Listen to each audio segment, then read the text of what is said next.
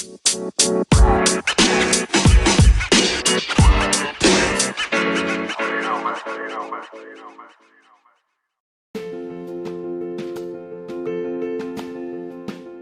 I'm going to just go ahead and invite Jay Shifman up to share his story. So let's give it up for Jay. Welcome to the Choose Your Struggle podcast. I am your host, Jay Shifman.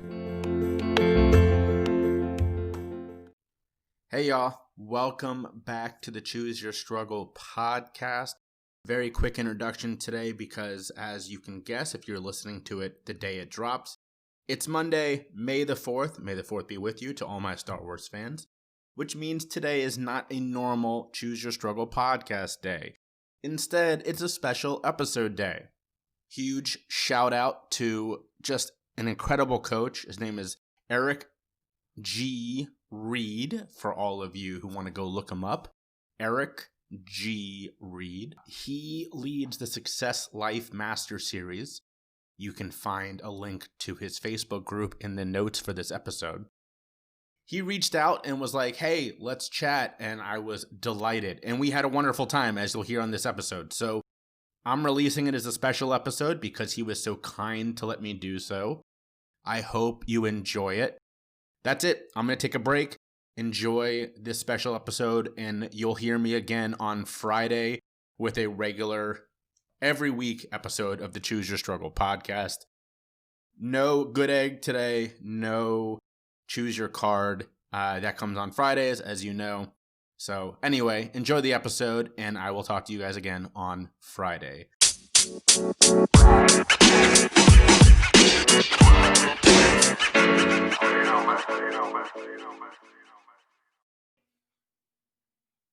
Good afternoon, everybody, and welcome to today's Success Life Masters series.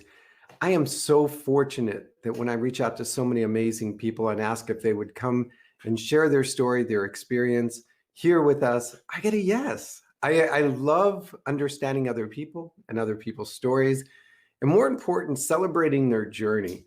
Now, everybody has a journey. Everybody has a story to tell, and how we arrive at the point that we're at can't be overlooked on how we got there. So often we see people that are living life with success. They've seemed to have the marriage or the business or the relationships or the incomes. And we're like, man, they got it all. But often we forget that they didn't come into this earth fully formed in the current position that they're at, that there was a struggle and a story behind it. And if we don't honor that struggle and that story, then we really don't honor the success in the moment that they're having.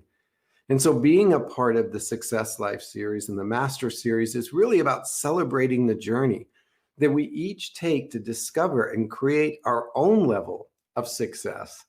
So for some, it may be running a multi-million-dollar company. For some, it might be being able to, for the first time, engage with their family or their children, or writing a book, or traveling and having an adventure, or being successful in their recovery. Each of us has a definition of what success feels like for us today and in this moment.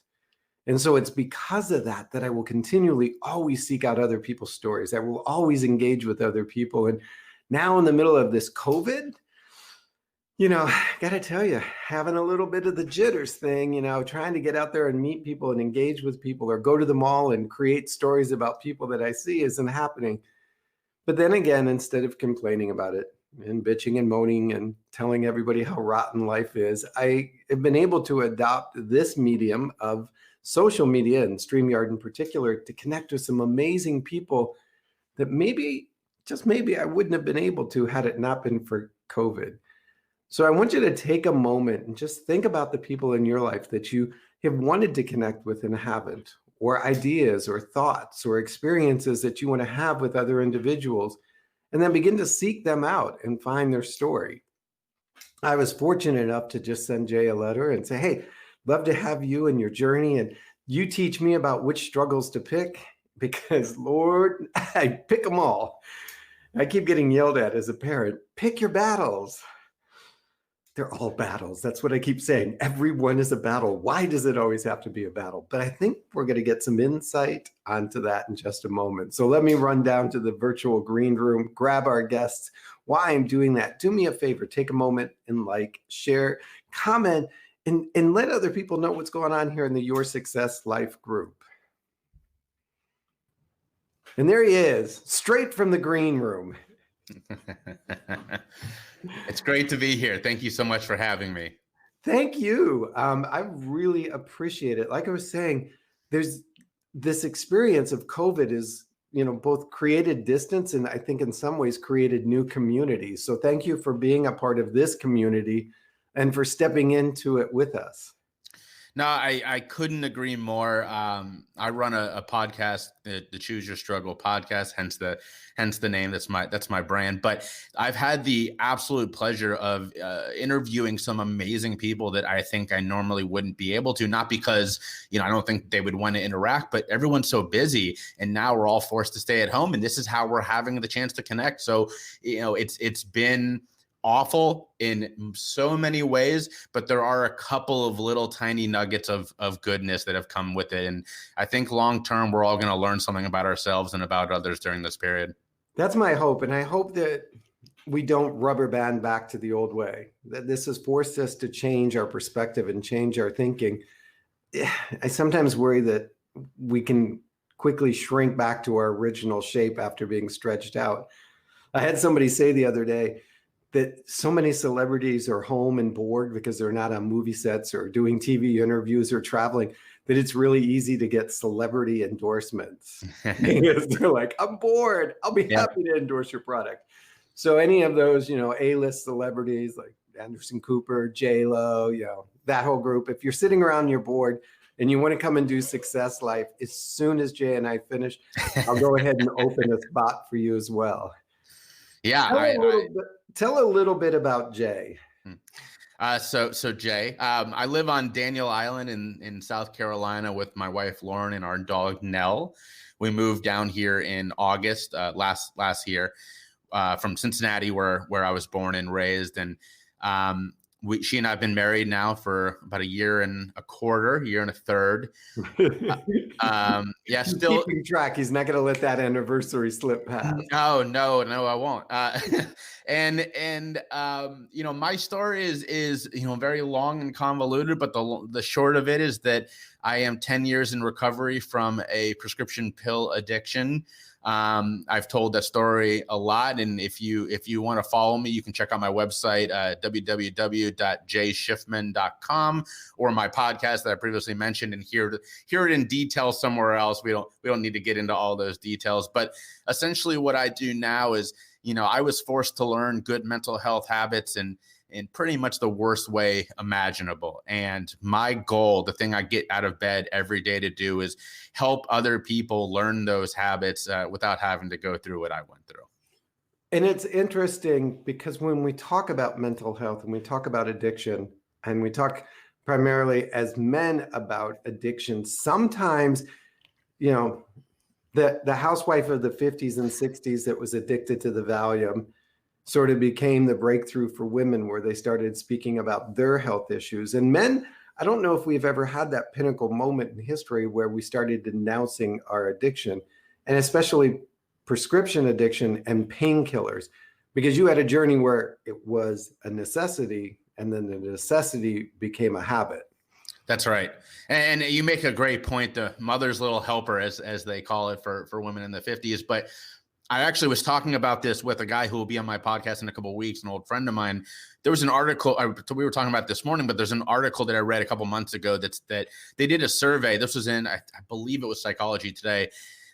It was over 90% of male relationships focus on one of three topics, and that's sports, it's women, and it's music. Those are the top three. And if you include media, movies, TV, that kind of thing, it's almost 100%. And that just floored me when I read that. And I made the dedication that day that I wasn't going to keep falling into that trap, because I realized that was true. My two best friends, we've known as a group, the three of us have been friends for over 20 years. And I realized that we spend most of our time talking about sports, women, music. And I made a rule for us that day that we can talk about those things, but we also then have to talk about real issues, that go beyond that. And it's completely changed our friendship. And I can't tell you how many times I've heard the words "I love you" from both of them since that day, because we started breaking past those easy conversations. It's funny. I was reading, we were talking about our love of books. I was reading a book the other day, and the question was asked something about who's your closest friend. No, not your spouse. Yeah. Was like the next line. And I was like, who is my closest friend? And it was, when I like had to furrow the brow and ask, like, who is my closest friend? Like, I have certain friends that I can go to talk about sports, talk about music, talk about movies, talk about business. But who would be the person that I could pick up and say, I'm in the middle of a mental health breakdown? Right. Like, I have an issue and I need a judgment-free male friend. Right. We aren't taught to cultivate that as men. No. Because we're taught to be competitive. We've got to be the king of the jungle, not just one of the members in the jungle, so to speak. How much of that mindset led to you not being able to search out recovery for a long time? Yeah. So I think that there's two very good points in there. And the first is that you're right. It's sort of, we're taught when we're younger that women are allowed to share their feelings and men aren't. We're told that, go out there and play. Men are supposed to be strong. We're supposed to be, as you said, that kind of the hunters, and keeping that emotion in is what it means to be a man. So that's slowly starting to change, but for a long time, that was sort of the norm. The second is that as a society, why is it, and again, this is also starting to change, but it should have changed a long time ago. Why is it that we have PE, right? We're taught physical education. If you're lucky enough, you went to a school that also taught health, about what you put in your body, or sex ed. We're never taught mental health. We're never taught behavioral health. Why is that? We're just supposed to rely on what we pick up. And a lot of what we pick up is not good. So it shouldn't be a surprise that a lot of people get to their adult lives struggling with these sorts of issues. And you're 100% dead on. When I was going through the worst of my, addiction struggles, I didn't know who to talk to, because addiction wasn't a thing that you talked about. I had friends, I want to put that in quotation, that I used with, friends that I partied with, and friends who knew that, let's be honest, I was doing more than I should. But none of them, until the day that I attempted suicide and overdosed, none of them really sort of tried to stop me. And luckily that day was the day that a couple of them did. And it's the reason that I ended up in the hospital that night instead of the morgue. But it shouldn't have taken for either one of us, for me to reach out and for the friends to do the same, me literally attempting to kill myself. And it is such a double sword, when you're in college and you're hanging out with the frat brothers and you're doing the things that the Animal House movie projects us as doing. Oh, he's just sowing his seeds. He's just, being a man. He's doing what all boys do. Yay for him. He's learning his alcohol tolerance level at an early age. And yet if the girl would be doing that, or the daughter, there would be all of these societal stereotypes. What kind of girl is she? Don't bring that kind of girl home to mother. That's not the kind of girl. And so we're almost taught that it's courageous to abuse ourselves, to beat ourselves against the wall and wake up the next morning and do it again. That, somehow that makes us men. Yeah, no, there's definitely a lot of truth in that. And there's a gender divide. And again, I think that's starting to change as we remove some of those stereotypes of what it means to be a woman and what it means to be a man that are almost to a stereotype harmful.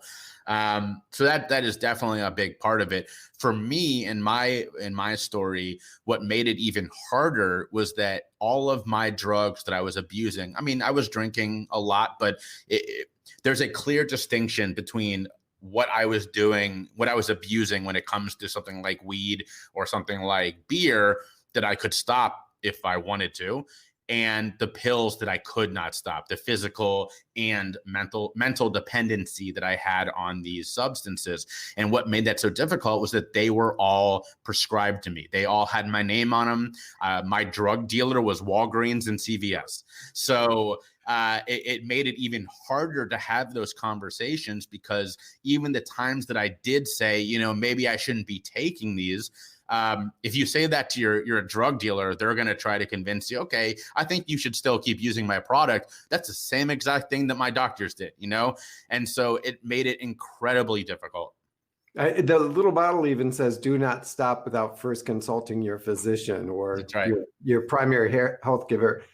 And they come in those crisp white little outfits. It's almost like they're nuns. It's like, how could they be doing me harm? Yeah. But also, when you sit down and you speak with them and you don't tell the full extent, it's because you're in addiction and you don't want to tell them the full story. When you took your life or attempted to take your life through an overdose, what was it you were trying to step out of? Because so many people say, oh, they just wanted to kill themselves. And you and I know that's not what's really happening in those moments. That's right. Yeah. Well, so to make it even more convoluted, my story, the drugs I was being prescribed were supposed to be treating. I had been given the label of bipolar. And it turns out that everything I was feeling, I still say this, I'm very upfront with the fact that I still struggle with some depression, anxiety, low level OCD, but all of those things were amplified to the max when I was on all these prescriptions. And as well, a lot of the side effects I was experiencing were mania and the things that come with that. So the symptoms were all there. The only problem is they were manufactured, so to speak. And when I got off of all of this, the things I was struggling with returned to low level as they were before. And the things that were manufactured completely disappeared.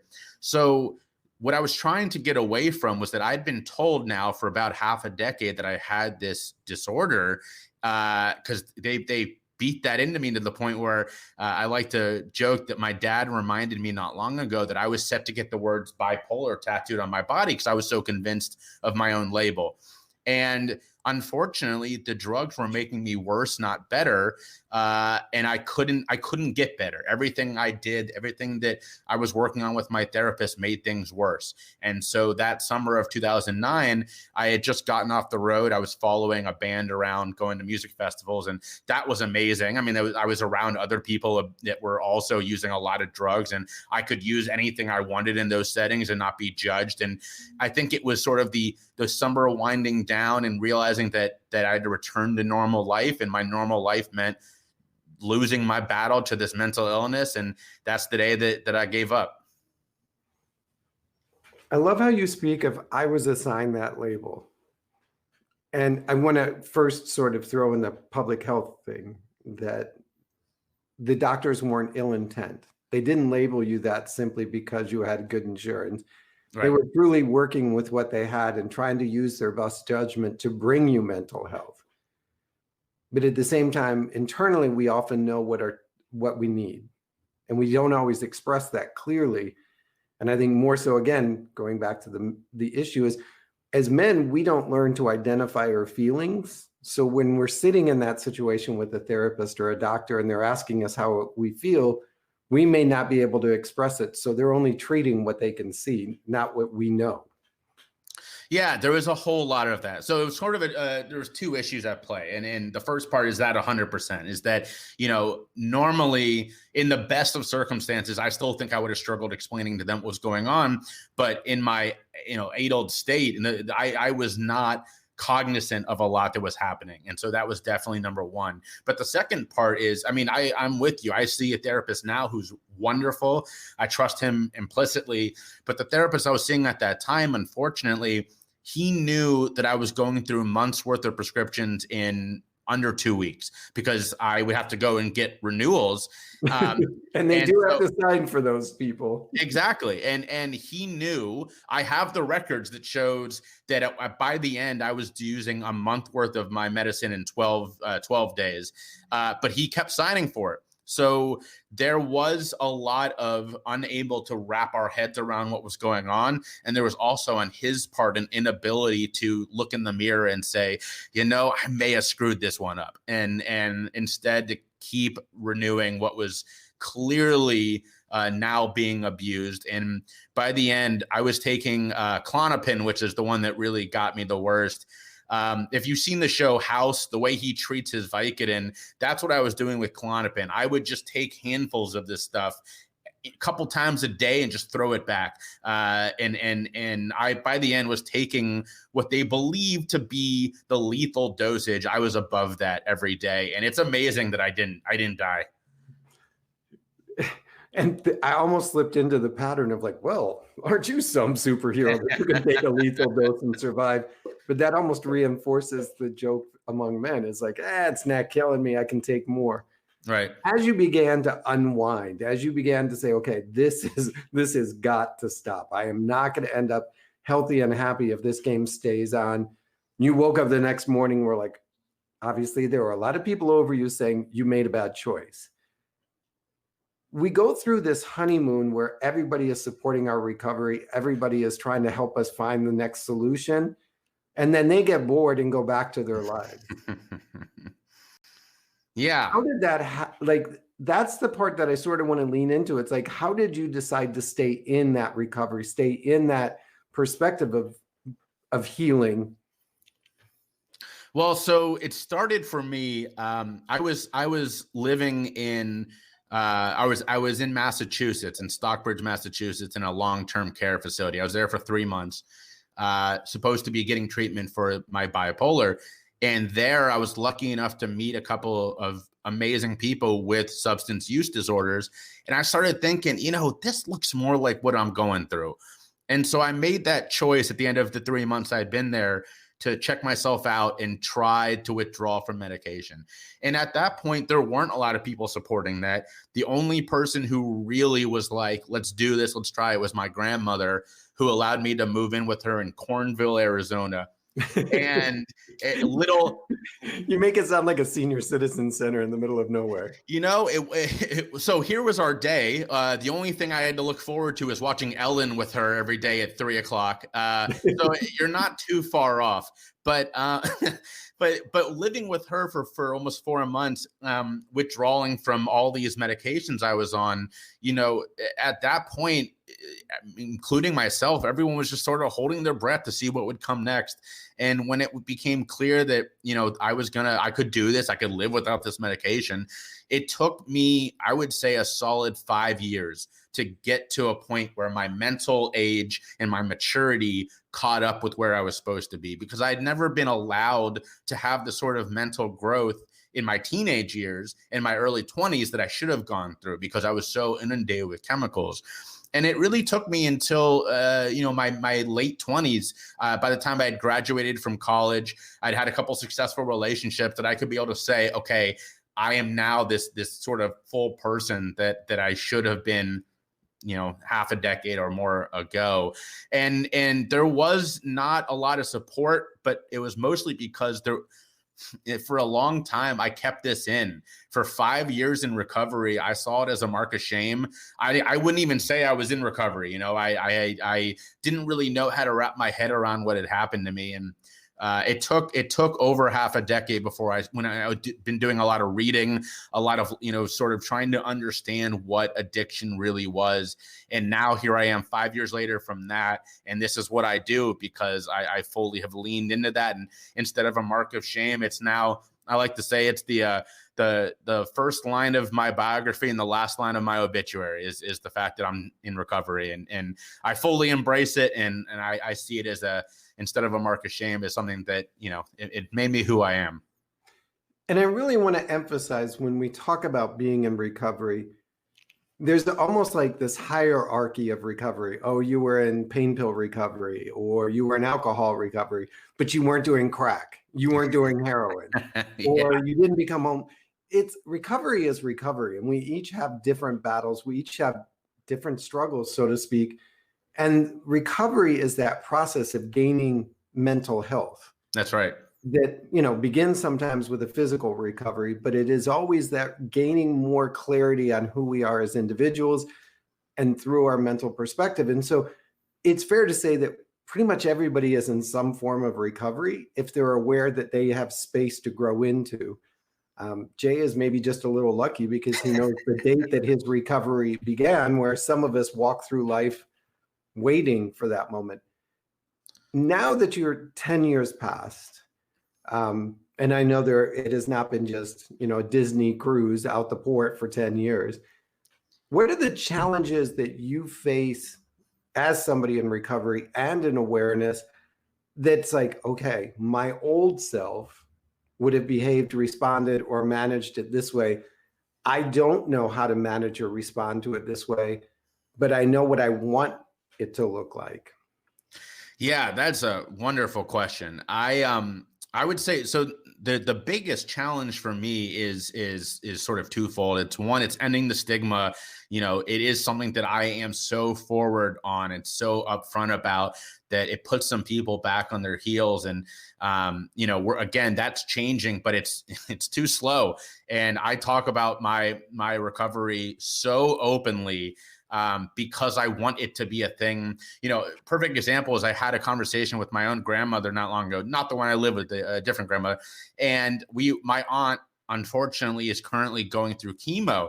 And my grandmother said, you're so brave to share your story. And I said, why?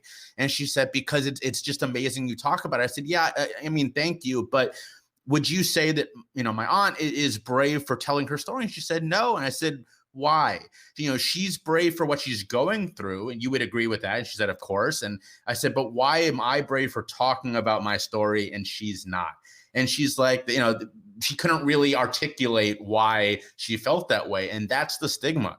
There's nothing different about going through a struggle with cancer and going through a struggle with addiction. There shouldn't be anything different with the way we talk about it. So that's number one. Number two is there is, as you just so perfectly put, there is this unfortunate thinking wrapped around what a recovery is.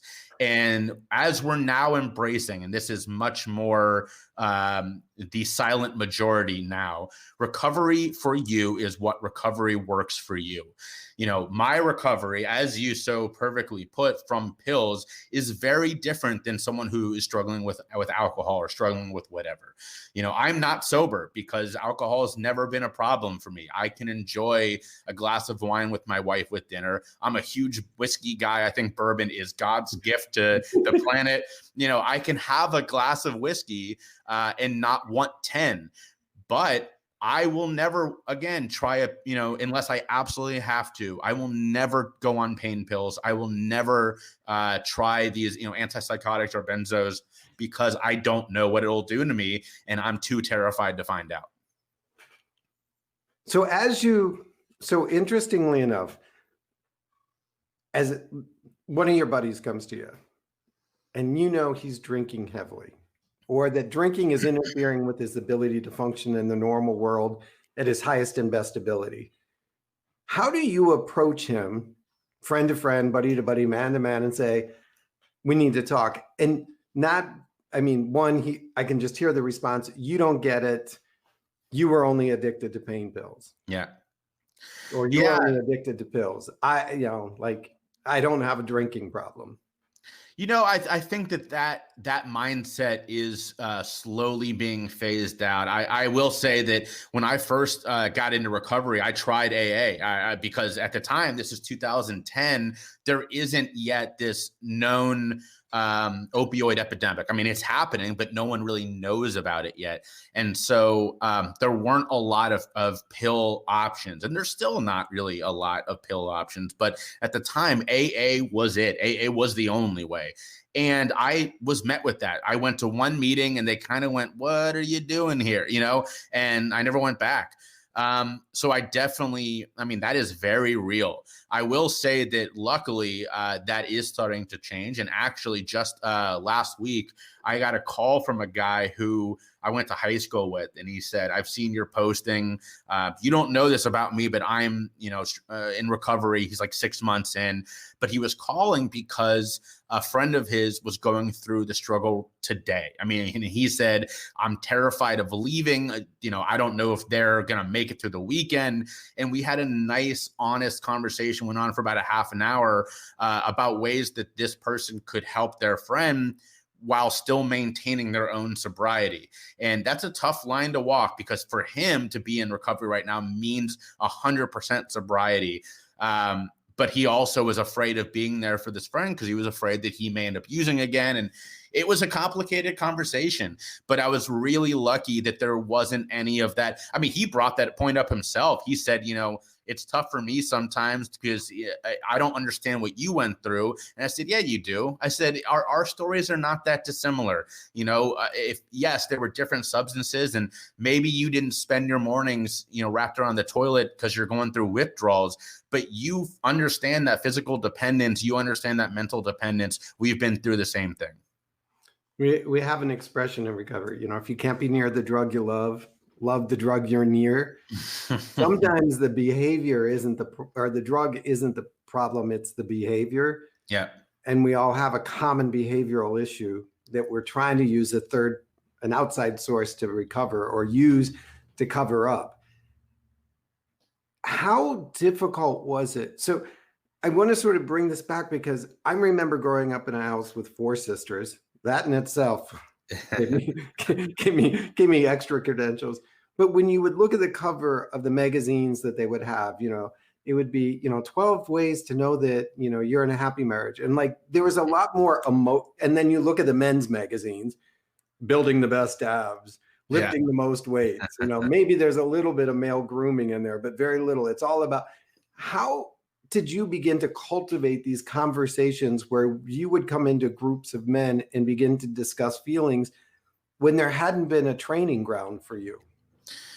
Yeah, so I actually I have 2 people to thank for that. There's a good friend of mine in Cincinnati, Ohio, where I was living, who runs an organization called Cincy Stories, and this it's a storytelling night where influential or well-known Cincinnatians get up on stage and tell their origin story. And until he asked me to do it, I had never once spoken publicly about being in recovery. I had good friends who didn't know.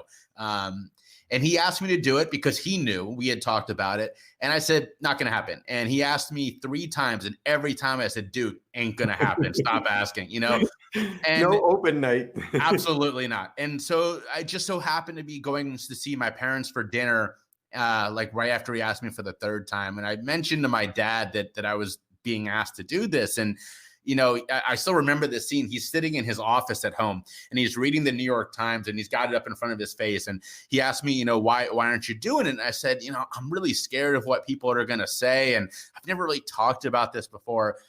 And he slowly lowers the paper, as only a father can do. And he looks at me and he goes, fear is never a good reason not to do something. And then he flips the paper back up and keeps reading as if he didn't realize that he just blew my entire world apart, Your dad must have gone to the same school as my dad. Those one-liners, it's like, now get on with life. Yeah, right. So I went back to my buddy the next day and was like, hey, man, ask me again. And he did. And I said, yes. And that was 2015. And I told my story on election night of 2015. And it just started to snowball where I was asked to do a TED talk not long after that. And after that was just started, it picked up steam. And it became the kind of thing where once you get that positive affirmation, right? Once you get that response that makes you feel good about being open with it, you start to internalize it. And in 5 years, I went from, I have good friends that don't know my story, to being that guy that people know, okay, he's the recovery guy. He's the mental health guy. He's someone we can talk to. And during this lockdown, the coronavirus lockdown, that's what I've been doing just to help as much as I can, is posting about this and saying, if you need someone to talk to, I've been doing a lot of my coaching for people that I know for free, because so many people just don't know what to do with these emotions and these feelings that they're experiencing right now. So that's been incredibly nice that I feel good about being able to help people in that way. And it's made me very busy because so many people just need someone to be there right now. And I have seen it in my own coaching practice where I think there's this silent spike that's like everybody's holding on thinking tomorrow, next week, things will go back to normal. And then I can start my recovery, start to, taper off, whatever their phrase is. That it's, there's just this wave waiting to crash into the shores. We're seeing it now beginning with our healthcare workers who are going home and, committing suicide because they're just exhausted. They can't be, they're done. We're seeing it, with parents and school children. I am connected to the foster care industry here, services here in Georgia. And a lot of our kids aren't coming into care because they're not going to school where abuse and neglect can be reported. They're kind of living just off the radar, that when that radar screen starts up again, we're going to discover a lot more about our friends and neighbors than maybe we anticipated. I want to bring it from the TED Talk stage down to, you've been married now 1 year and 3/4. When you met your wife or your future wife at the time, it's easy to do a TED Talk because there's a more than a 6-foot distance. When you sit down with somebody that you want to build a life with, and you have to have that conversation of, honey, I think I would need to tell you about this problem I have. Unless she was one of your TED Talk fans, No. It was a different conversation. How do we have that conversation, whether we need to begin recovery or we're in recovery, with those people that can make it hurt the most if they don't listen? Yeah. So for me, I met my now wife about 9 months after I first gave my talk. And so I was already, that ball was rolling. And the first thing, not the first thing, but I still remember it was our third date. I told her this whole story, and I even sent her my talk. And I said, you should watch this. Instead of dessert, we're going to be watching a movie, and it features me. I was basically, not even that. I said, here's your homework before our next date. I sent her. I could just see you sitting at the Waffle House going, is she coming? Is she coming? Yeah, right. So here's the funny thing is that she was completely open to it. She sat down. We had a great conversation about it. And then she was like, the only thing I'm worried about is, I sent this to my mom, and I was like, look how brave this guy is. And she said, well, what if he relapses? And so that got a really good conversation going.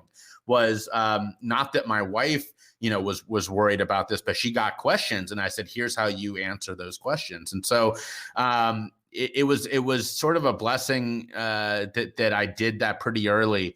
And said, this is me. I'm very upfront about this now. This is new to me still, is being very upfront about this, but it's hard. I definitely would not minimize that at all, and say to, the listeners that it isn't a difficult conversation, because it is. And there is a reason that people keep it silent, and that is the stigma is real. There is a lot of work being done to try to end that stigma around issues of addiction and mental health, but we have a long way to go. And I do have to say that it's difficult for the observer or the non-active user, because it's like, is this the beginning? And if I call him out, is that okay if I call him out, or is it not okay if I call him out? And I don't want him to feel like I'm watching, but I do want to be cautious and make sure I'm watching, so that's why they have support groups, right? For spouses, friends, families, et cetera, of those in recovery. And I encourage anybody it doesn't matter how close you are to the person that's actively in recovery, get your own mental health, get your own support and coaching and therapists, because you have a right to be nervous. You have a right to be concerned about your safety, their safety, the impact on the family and the finances. Often I'll be coaching somebody who's, maybe active in recovery, and they'll get upset. Well, my spouse still keeps a separate bank account. I'm like, and you don't see why? Well, I've been in recovery for 3 years. It's like, yeah, but you feel safe. They're still learning to feel safe. Yeah. you're in a different journey than them, and they had to wait until you started to be healthy before they could start to get healthy because they've been just waiting for that. So I do encourage everybody that's around somebody that is in recovery to get your own. So that led you to creating the Choose Your Struggle, which I think is so great.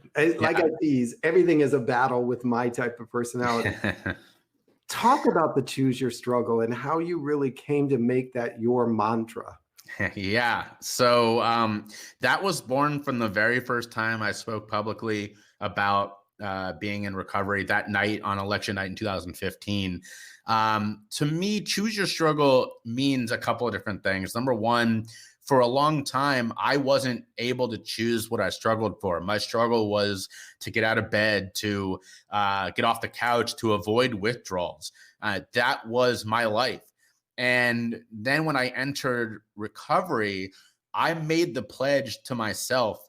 It all goes back to actually the night that I sat, what I call my rock bottom moment, where I reached out to, whatever, the deity that I wanted to be there, and got nothing in return, and decided that night that if I was going to enter recovery, it was going to be on my own back, that I was going to have to do this myself. And it was the best thing that could have happened to me, because I sort of just powered up and said, I'm going to do this. And if I do this, I'm going to use my second chance more wisely. We live in a world where, especially in this country, but a lot of people aren't even given the chance to have their first chance, right?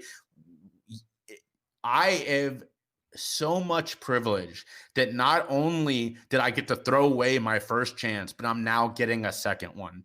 There is nothing that could stop me from using that in a better way. And so that's choose your struggle to me, is that I had it laid out for me and I said, you know what, damn it, I'm going to do this. So that's sort of the origin of Choose Your Struggle. But what it really comes down to is we live in a society now where it's like, people want us to care about everything all the time. We are spread so thin. And look, don't get me wrong, there's a lot to care about right now. And it does feel like that meme of the little dog sitting in a room that's on fire saying this is fine, right? I mean, that's where we are. But at the same time, if we all care about everything, nothing's going to get done, because all we're going to do is just keep squabbling, right? I mean, we need people who are saying, I trust y'all to handle that. I'm focusing on this, you know what I mean? And just setting their sights on the thing that they believe is the most important to them. And to me, that is addiction and mental health. My wife and I are big into working in our communities. I worked in nonprofits for over half a decade, and then in politics for a couple of years. We volunteer our time, our money, our talent a lot. But the ones that I will always focus on, the ones that rise above everything else, the ones that I dedicate myself to every single day, are the issues of addiction and mental health. And that's not to say you don't care about breast health, or children in foster care, or autism, or Hungry in Ethiopia. You know that you have a particular voice that has a particular position in the men's mental health issue, and especially men in mental health and recovery from prescription drugs. And you would dilute that voice by lending it or using it in any other platform. And so I love the idea that if we're going to choose the struggle that we can speak most authentically into, because we'll be able to make the biggest impact and transformation in other people's lives. And so, I sometimes, in what I love about this series, is meeting somebody who's so passionate about mental health, or somebody else may be passionate about this and that, and knowing that I've got this resource or these collaborative connections that I can be like, I'm not the guy. Like, I could talk to you about recovery because I have that in my history as education, but I think at this moment you need him. That's right. Or if it's a different situation. Now that you've sort of chosen your struggle and you understand that your voice sits well with mental health, and I love the fact that when I was doing my social stalking, you actually ran campaigns. Whew. Been there, done that, lived that nightmare. Yeah. It's a great, if you want to learn about marketing, sign up to run a campaign. Yeah. And not even that, One of the reasons I finally had to leave the political field was that I realized I kind of woke up the day after the election and felt, wow, I found my drugs again. I mean, the winning a campaign is the greatest high I've ever felt in my life. And I realized I was working so hard to get that high. And I was like, I got to get away from this. This is not healthy. Which sets me up for the next question, which is, like I always say, if you can't be near the drug you love the drug you're near. You go into an AA meeting and everybody's like finished their first pack of cigarettes and it's not even 9 a.m. or they've got like so much coffee in them that, they're jittering. And I get that need on some level, but how are you managing not falling in love with a new drug, a new distraction? Yeah. Oh man, we could have an entire show on this. I think that what's so scary is that, look, AA is amazing. I will never say anything different, but you touch on a fantastic point. I was working with a guy not long ago who was in recovery from drinking, and his drinking problem was not good. I mean, it just flat out was not good, but he's now smoking 3 packs of cigarettes a day. And I said, man, I don't know if I would make that trade. I mean, we can work on the mental health aspect. And by the way, the first thing I tell every single person I coach is I am never going to replace your therapist. I don't want to. I also recommend that you have a therapist. I want to put that flat out there. Yes. Or a team of people that are working together in your recovery and that they know about each other. 100%. Yeah. I there are very few people that I work with who, if they saw me first, it was because they were kind of scared of getting a therapist, and we worked on that as well. But I never want to, I am not your therapist. That's not my goal. I see myself as, me to your therapist is your, gym trainer to your doctor, right? You're not going to ask your doctor how many reps you should do in the gym. And if you herniate your back, you're not going to your gym trainer. And if you are, there's something wrong with you, so. I agree. And I always coach everybody, very similar to you. They need to know I exist and I need to know they exist. Now, I respect private patient confidentiality, but you can't be telling me one thing and going and doing something else with them, or vice versa. 100%.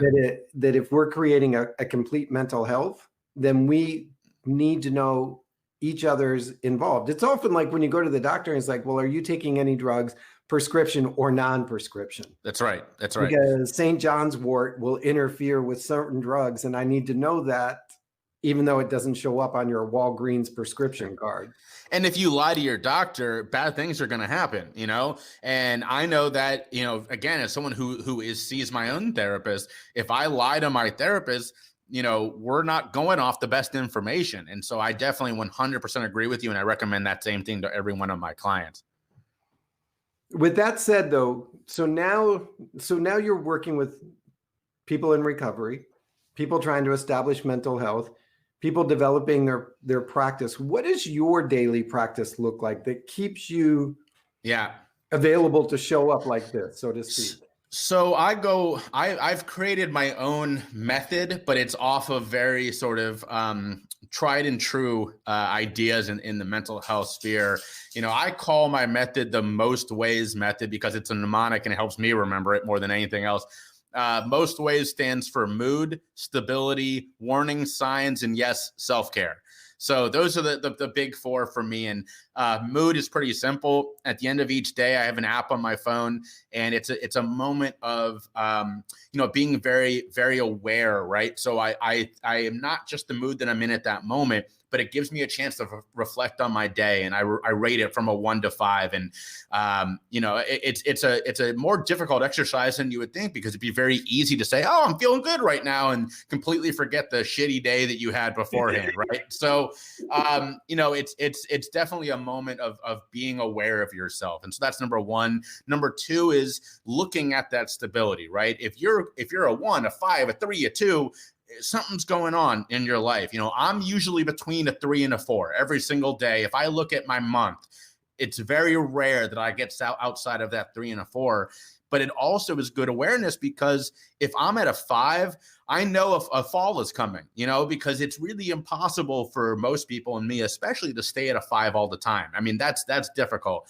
So it's being aware that if the next day feels overly worse than the day before, probably isn't. It's just a fall from the day before. So that, that stability also helps. So I want to jump on that because everybody I know is now using a similar app of some kind. I've always advocated it as part of your journal exercising, and sometimes even breaking it down to 3 parts of the day, the morning, the afternoon, or different events. So you can see, just because you went from a 5 to a 3 does not mean your mental health is slipping. And that's right. Seeing yourself at a 5, you've now learned to say, okay, today was a great day. The weather was beautiful. We went for a walk in the park. We found a magic kite and we flew it. And my wife told me, like, everything was great.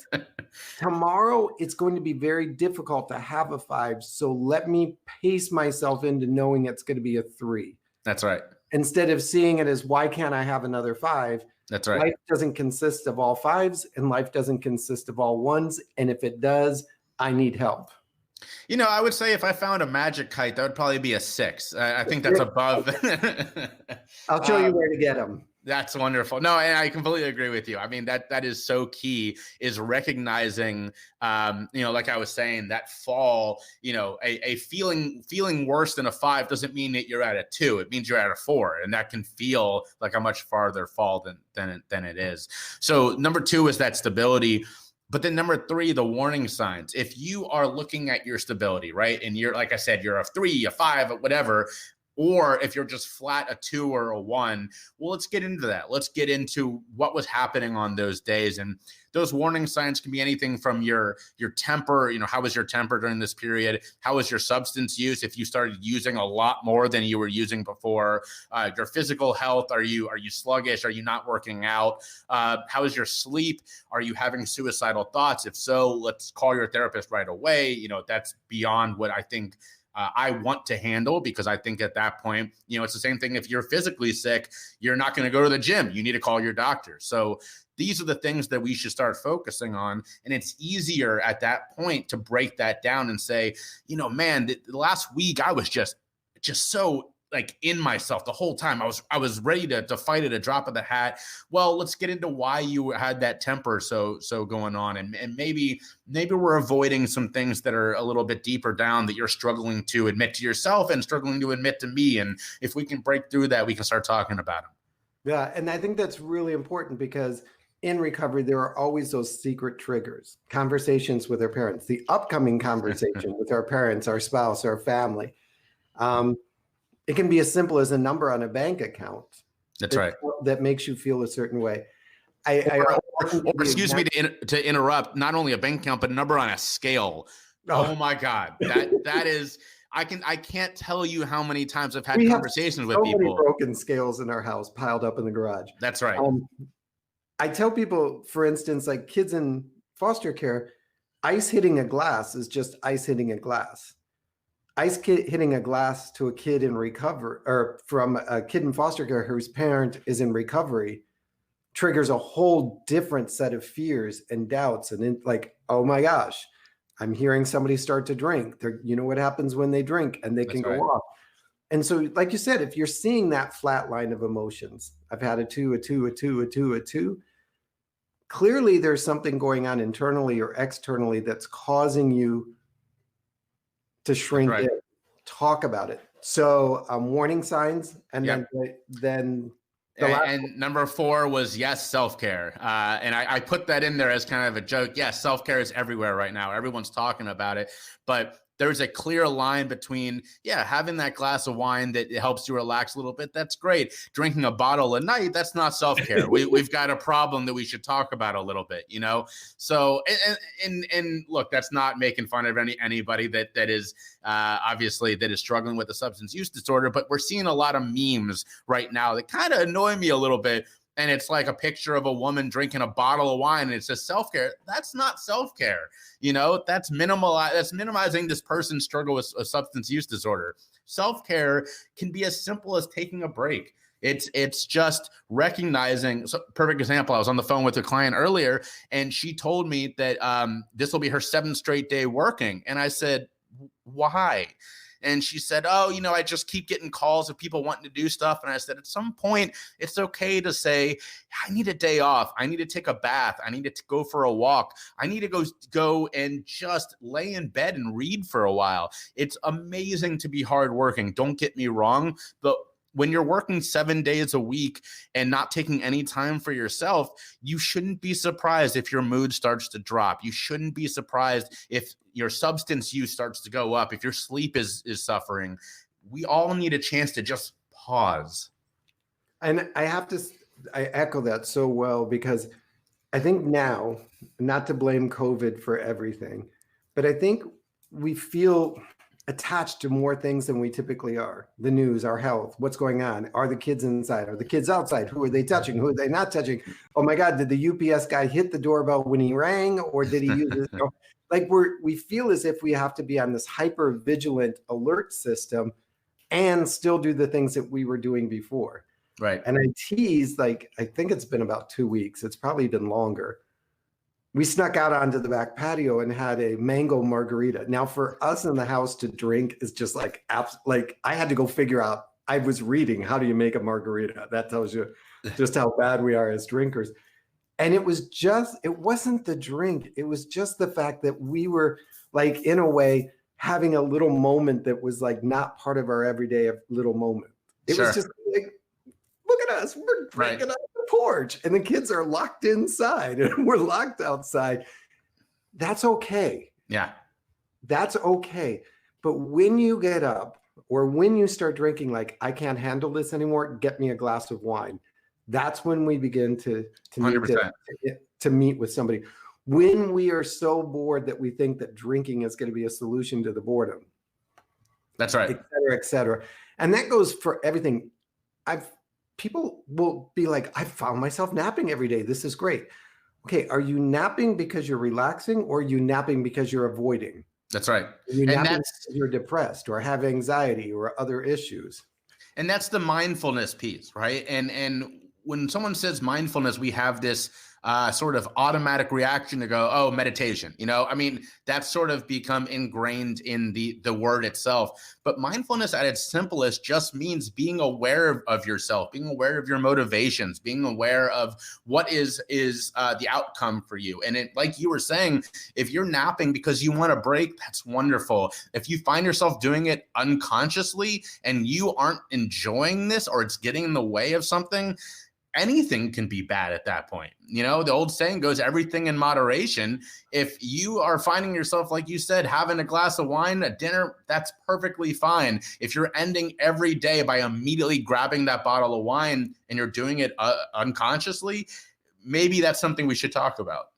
And that's where really opening that conversation among men is, I so applaud you, because by being out there, by being bold and talking about your recovery and addiction and saying, look, this is just like, if you had twisted your knee during basketball, there would be a recovery process. Right. What you and I going through in recovery differently right now, as you would say, is that we just don't see the physical symptom as easily. Yeah. And we don't have the same physical rehab program that you might have if you were, famous basketball player. Well, and I think that if, the opioid epidemic has been just awful, right? We cannot overstate how horrible it's been. But the one thing that has come out of it is it's helped people understand recovery a little bit better. The high school quarterback who gets his leg busted and gets on painkillers, the next thing he's hooked on it. He gets off those, he's taking heroin. When he's done, when we are able to get him into recovery, whatever recovery looks like to him, there isn't a tried and true AA method for that person. That isn't what AA was created to serve. And so when I first started talking about this, even members of my family would say, do you ever get people who tell you you're not in recovery because you still drink? And the answer is yes.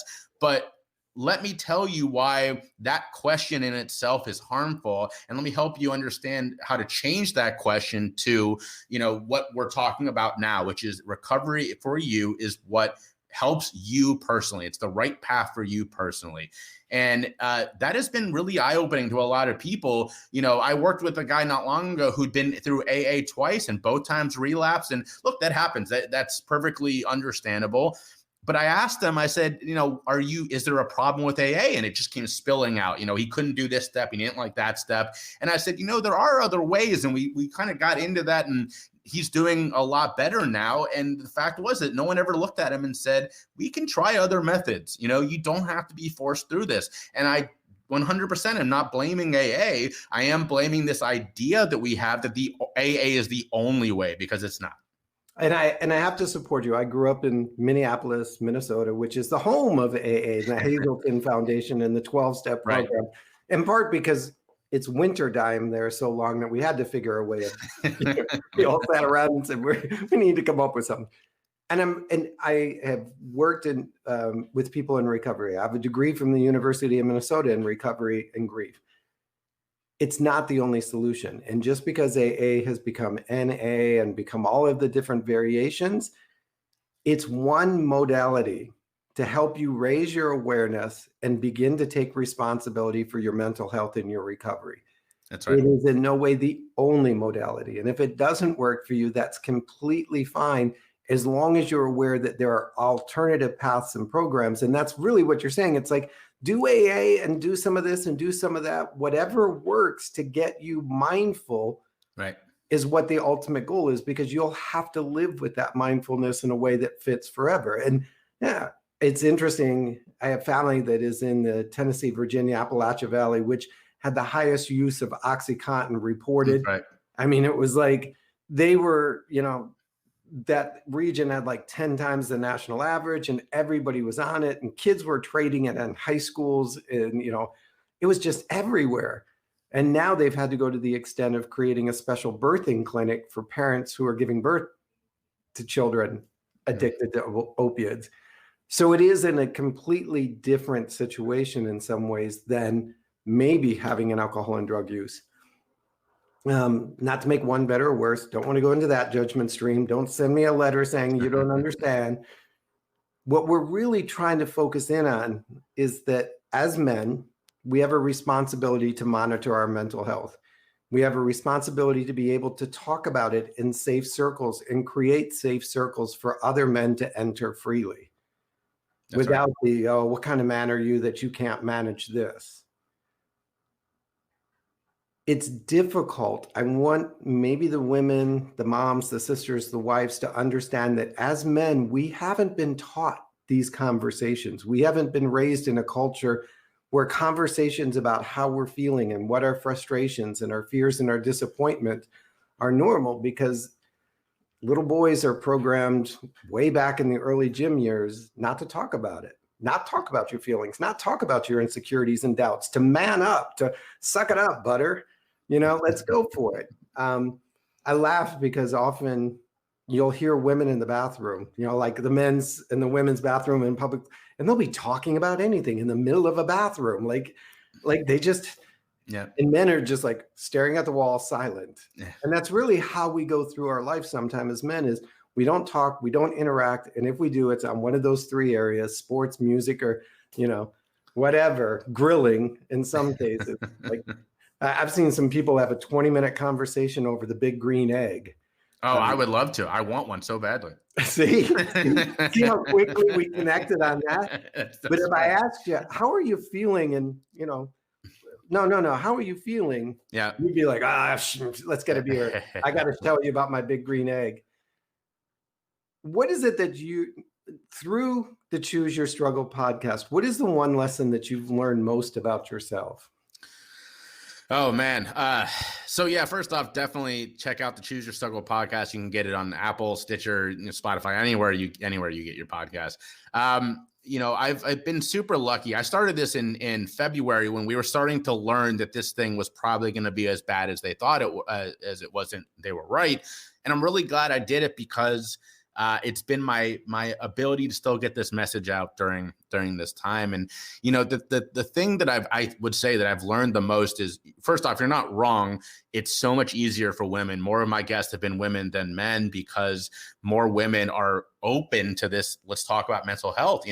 I've had a couple of people cancel last minute, and no offense, they've all been men. The women have all been just so excited to talk about this. And it is harder, but it's also, once you get people talking about this, once you can make them feel more comfortable, once you can make them, once you can show that vulnerability and empathy and get them to reciprocate, it just gets rolling, because people are kind of going, you mean I can talk about, you know what I mean? Like, it's like, I can open up about this. And so it's been incredibly cathartic to see people who have kept it all in just unburdened. And some of it, what's so rough sometimes is I do these hour-long interviews with people that I have to cut down to about a half an hour.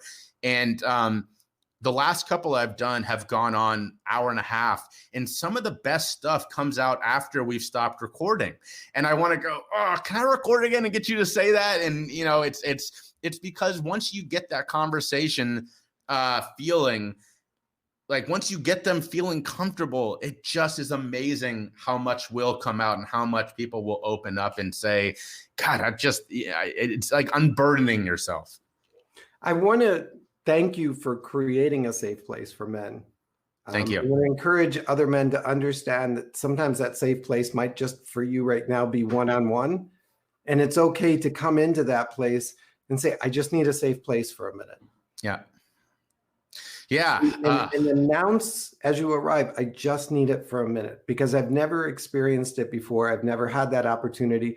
It's funny, in our church, we have small groups, and I attended a men's small group, and it even felt a little less than safe. Mm-hmm. And you would think sometimes our faith-based organizations that are promoting small groups would be the safest place. They're not always equipped and ready to handle the recovery and addiction question. Yep. And so understand that it wasn't a rejection of you if you tried that avenue. It's maybe you just didn't have, they were frightened by the conversation. And like all people, when they're frightened by a conversation, they try and get out of it as quickly as they can. What Jay is saying is he is a safe place for that conversation, whether it's about addiction, whether it's about recovery, whether it's about a spouse or a loved one that's going through that situation. Find your safe spaces strategically so that you can explore them and explode into them, I say, in a way. I want to encourage men, do it. We have to, especially as we are now leading a generation of men, our sons and our nephews, and maybe even our grandchildren that haven't seen us in recovery or seen us in sobriety. I encourage you to step into it. And wives, sisters, whatever, the other gender, we're not the same animals as you guys. And to some degree, I will go ahead and admit we're probably the less evolved animals. So what works for you may not necessarily work for your male partner or the male person in your life. Be okay with that. Guide them to what works for them, not what worked for you. And I think that's perfectly said. And I would say that plus, for everybody, what worked for you, I, for instance, have 3 pages of exercises that I have worked with my clients, some that work for me and some that don't. But just because it works for me or just because it doesn't work for me doesn't mean the same will hold true with the people I work with.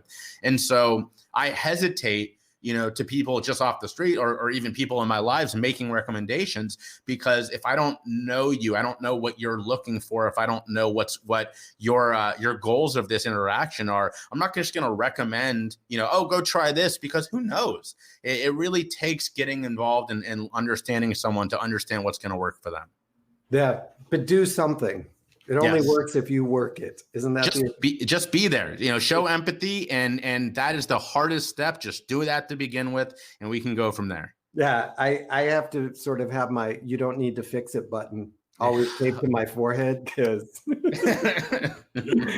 that's my default button. Oh man, I can fix that. Shh, I don't want to fix. You're preaching to the choir.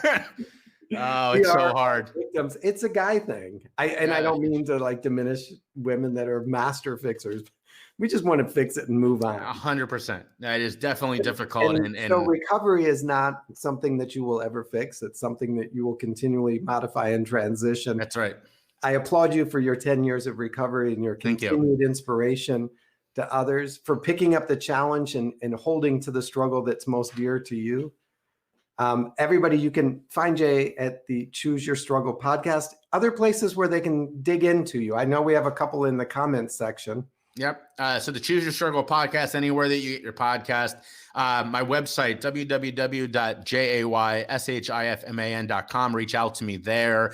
I've gotten a couple of people, by the way. This is my push. If you are interested in sharing your story, I've had people reach out through my website, and so far 100% of them have had stories that I want to hear and I want to broadcast. So definitely don't hesitate to reach out.